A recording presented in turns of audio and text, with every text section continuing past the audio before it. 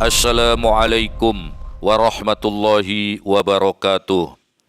Sedulur warganet dimanapun berada, dalam buku karyanya berjudul The Makings of Indonesian Islam, Mikhail Lavan menyebutkan bahwa memang benar Sayyid Utsman bin Yahya mendapat dukungan subsidi dari negara.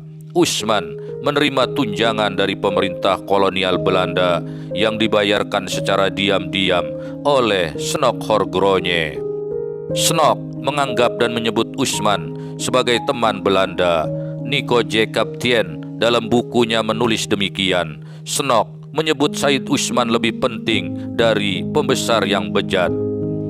Satu orang Arab seperti Utsman bin Yahya lebih berharga daripada sekian bupati peminum anggur yang liberal. Demikian Nico Jacobtien mengutip catatan Snok yang ditujukan kepada para pembesar Belanda. Dalam bukunya Islam, Colonialism and the Modern Age in the Netherlands East Indies, A Biography of Sayyid Utsman, Nico juga menulis bahwa korespondensi antara Sayyid Utsman dan Snok Horgrone tercatat sudah dimulai sejak 30 Agustus tahun 1886. Ketika itu, Snok masih berada di Leiden, Belanda. Snok sedemikian jatuh cinta pada surat-surat Utsman bin Yahya. Dalam sebuah surat kabar Belanda bernama New Rotterdamse Courant, edisi 14 Oktober tahun 1886. Dalam salah satu artikelnya, Snok memuji Sayyid Utsman sebagai seorang pemuka agama yang dapat menjadi partner bagi pemerintah Hindia Belanda, rekan potensial untuk menyebarkan gagasan pemerintahannya. Salah satu karya Utsman bin Yahya yang diterbitkan dalam kerangka membela kebijakan kolonial Belanda adalah sebuah kitab berjudul Minhaj al-Istiqomah Fiddin Bisalamah, terbit pada tahun 1889 hingga 1890, yang berisi tentang gugatan atas peristiwa pemberontakan tahun 1888 di Banten yang dikenal dalam sejarah sebagai peristiwa Geger Cilegon. Utsman menyebut barisan ulama yang terlibat dalam jihad berupa bersatunya petani dan jaringan tarekat untuk melawan Belanda sebagai gurur atau delusi atas ajaran Islam yang benar namun disesatkan. Kritik tajam Utsman terhadap kiai-kiai yang berjuang pada peristiwa Geger Cilegon ini sangatlah berlebihan, sehingga menunjukkan keberpihakannya yang sangat jelas terhadap pemerintah kolonial Belanda. Terlebih lagi, dalam kitabnya tersebut, Utsman dengan vulgar menyalahkan ulama dan pengikut tarekat Qadariyah wa Naqsabandiyah yang disebutnya akibat kebodohan mereka mendukung pemberontakan di Banten tersebut. Sungguh tak salah apabila Snok menyebut Utsman bin Yahya sebagai teman Belanda. Bukti tentang kedekatan keduanya juga terbaca dengan jelas dalam selembar surat resmi yang diperoleh dari perpustakaan di Leiden, Belanda. Korespondensi Utsman bin Yahya, sang mufti Batavia, datuk dari bin Yahya yang ada di Indonesia, dengan Snok Horgrone, penasehat Ratu Wilhelmina untuk Hindia Belanda, sangat jelas mengkonfirmasi pengkhianatan Ba'alawi terhadap pribumi Hindia Belanda saat itu. Surat Habib Utsman bin Yahya teruntuk Snok Horgrone yang ditulis dengan huruf Arab berbahasa Melayu itu hingga kini masih tersimpan di perpustakaan Leiden, Belanda. Secara garis besar, ada 4 hal yang disampaikan dalam batang tubuh surat tersebut, yakni 1. Laporan bahwa dirinya sedang melemahkan perlawanan yang dilakukan ulama Thariqah dengan menyebut bahwa ajaran mereka adalah sesat dan salah. 2. Menyarankan Snok Horgrone agar menggunakan cara ini untuk melemahkan perlawanan kaum Sufi di semua negara-negara jajahan Belanda, bukan hanya Hindia Belanda. 3. Meminta Senok Horgronje agar menyebut-nyebut nama Usman bin Yahya di hadapan para petinggi kerajaan Belanda sebagai pencetus ide ini. 4. Mengeluhkan bahwa dirinya dimusuhi oleh para kiai thariqah, terutama di Banten, dan kalau bukan karena perlindungan Belanda, niscaya dia tidak akan bisa tinggal di Batavia. Dari 4 kandungan dalam surat Usman bin Yahya kepada Senok tersebut, maka dapat disimpulkan bahwa klan Ba'alawi sangat mendambakan kolonialisasi atau penjajahan di Indonesia dapat abadi untuk selamanya. Andai tak ada Perang Dunia Kedua yang menjadi pendorong datangnya bangsa Jepang ke Indonesia, maka bisa jadi harapan Usman bin Yahya itu akan menjadi kenyataan. Menurut peneliti dan Indonesianis asal Redbone University Nijma Genada Hub de Jong, perubahan kelas terjadi pada tahun 1944, utamanya pada saat Jepang masuk ke Indonesia. Posisi etnis Arab pada saat itu disetarakan dengan pribumi oleh pemerintahan Jepang. Padahal di masa pemerintahan Belanda, mereka menduduki strata kedua setelah bangsa Eropa, sedangkan pribumi berada dalam strata yang paling bawah. Di masa Jepang inilah klan Ba'alawi mulai mengalami kemerosotan dari sisi sosial dan keagamaan. Miftahul Taubah dalam Jurnal Multicultural of Islamic Education volume 6 menyebutkan bahwa para habib di Indonesia datang pada sekitar tahun 1880 dari Yaman sampai dengan tahun 1943 sebelum kedatangan Jepang. Di Indonesia, klan ini mayoritas tidak berasimilasi dengan penduduk lokal. Oleh karena itu, mereka dapat dikenali dengan mudah dari marga-marga yang diletakkan di belakang nama mereka, seperti Al-Segaf, Al-Atos, Al-Idrus, bin Yahya, bin Smith, bin Shihab, dan lain sebagainya.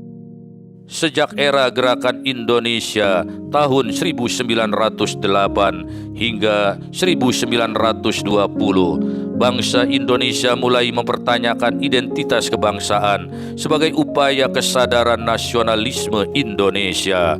Bangsa ini sudah mulai menyadari akan pentingnya pergerakan nasional Indonesia untuk melepaskan diri dari pengaruh kolonialisme dan imperialisme.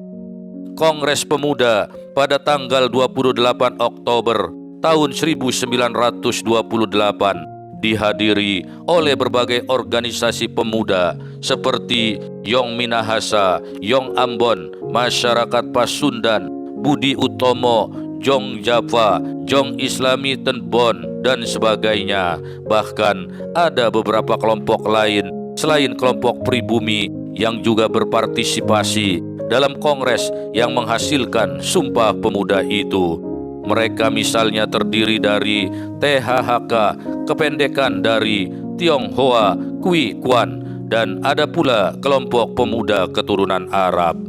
Sejarah tak pernah menjelaskan apakah di kelompok pemuda keturunan Arab ini ada yang berasal dari klan Ba'alawi, sebab di waktu yang hanya terpaut kurang dari 2 bulan sejak Sumpah Pemuda tanggal 28 Oktober tahun 1928, Ba'alawi justru tengah bersibuk ria dengan pendirian Rabitoh Alawiyah, organisasi yang dominan mengurusi nasab mereka dengan semangat kejuangan yang patut dipertanyakan.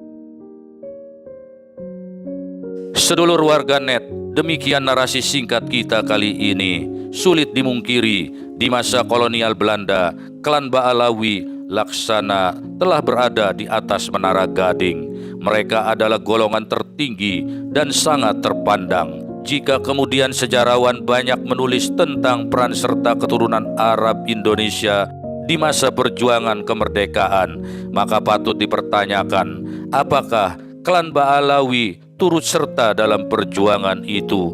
Seperti yang belakangan ini, mereka mengklaim jasa-jasa klannya yang sangat besar bagi kemerdekaan Indonesia. Mulai dari bendera Sangsaka Merah Putih, penentuan 17 Agustus sebagai hari kemerdekaan, hingga klaim sejumlah nama pahlawan Indonesia yang disebut sebagai berasal dari klan mereka.